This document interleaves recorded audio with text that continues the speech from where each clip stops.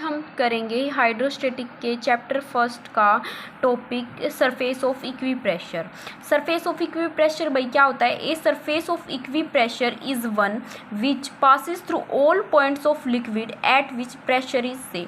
ये देखो ये क्या कह रहा है, जो सरफेस ऑफ इक्वी प्रेशर किसको बोलेंगे? वो सरफेस जो क्या कर रहा है, पास कर रहा है ऑल पॉइंट्स ऑफ लिक्विड पे, उन पॉइंट्स लिक्विड के उन पॉइंट से जहाँ पे क्या है, प्रेशर सेम है। ठीक है भाई, दोबारा से बताती हूँ।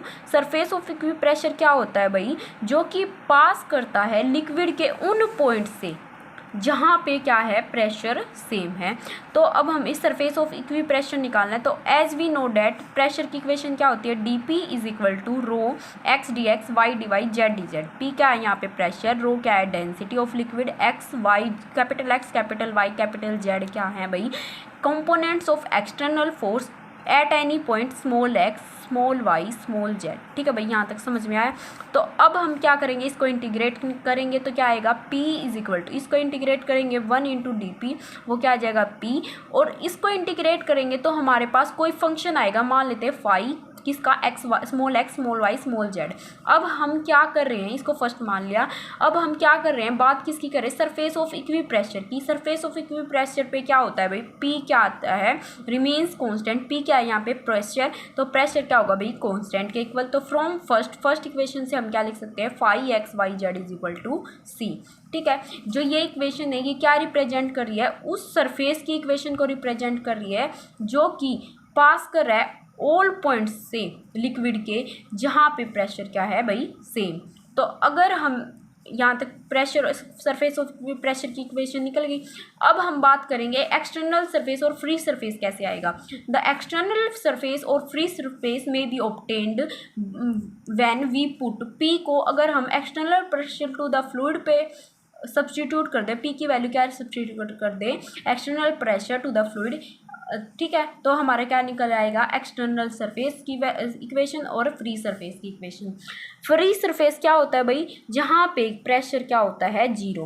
तो in case the external pressure is zero, अगर एक्सटर्नल प्रेशर जीरो है तो free surface is given by. अगर मैं फ्री सरफेस की बात कर रही हूँ तो प्रेशर क्या हो जाएगा? फ्रॉम फर्स्ट से प्रेशर क्या हो जाएगा? जीरो। पी की वैल्यू जीरो सब्सटीट्यूट कर दी फ्रॉम फर्स्ट, तो क्या आ जाएगा? Phi X Y Z is equal to zero. अगर मैं फर्स्ट को डिफ्रेंशिएट करूँ, फर्स्ट क्या हमारा ये, तो इसको P को डिफ्रेंशिएट करूँ तो D P is equal to, अगर इसको टोटल डेरिवेट करूँ, curl P upon curl X D X, curl P upon curl Y D Y plus curl P upon curl Z D Z. अगर phi X Y Z को total derivate करूँ तो curl phi upon curl X D X, curl phi upon curl Y D Y, curl phi upon curl Z D Z. अगर मैं इसमें D X D Y D Z के coefficient को compare करूँ तो हमारे पास क्या आएगा? Curl P upon curl X is equal to curl phi upon curl X, curl P upon curl Y is equal to curl phi upon curl Y, curl P upon curl Z is equal to curl phi upon curl Z. ठीक है भाई, यहाँ तक समझ में आया। उसके बाद हमने क्या किया, सेकंड स्टार इक्वेशंस की बात करें तो अगर मैं इसको टोटल डेरिवेट करूँ डी पी को, तो curl P upon curl X D X, curl P upon curl Y D Y plus curl P upon curl Z D Z आएगा। तो रो एक्स डी एक्स, अगर मैं इसको टोटल डेरिवेट करके और फिर कंपेयर करूँ कोफिशिएंट्स को, डी एक्स को डी वाई के डी जेड के, तो हमारे पास क्या आ जाएगा? Curl P upon curl X plus is equal to rho X, curl P upon curl Y D curl Y, curl P upon curl Z D Z.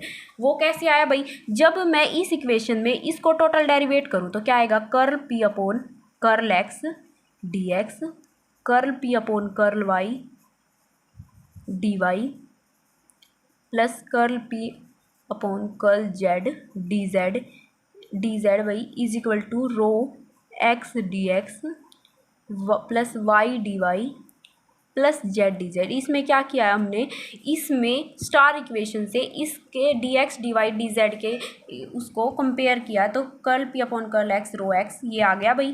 ठीक है, तो फिर अगर मैं सेकंड और थर्ड को कंपेयर करूँ तो curl phi upon curl X की वैल्यू आ जाएगी rho X, curl phi upon curl Y की वैल्यू आ जाएगी rho Y, curl upon curl Z की वैल्यू आ जाएगी रो जेड। ये क्या रिप्रेजेंट करता है कि जो क्वांटिटीज़ हैं curl phi upon curl X, curl phi upon क्या रिप्रेजेंट कर रही है?